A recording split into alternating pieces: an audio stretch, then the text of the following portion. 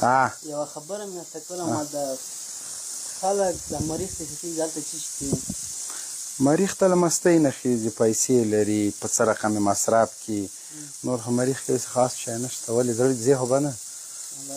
زړه مې سوی وړه زما سلات مریخ نو هلته څه شی کوې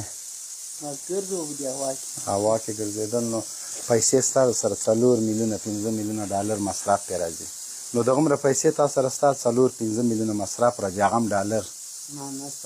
بیا به دې مفته ولیږو مفته دې داسې لیږو چې افغانستان خو لا تر اوسه پورې مریخ ته خلک ډېر لیږلي دي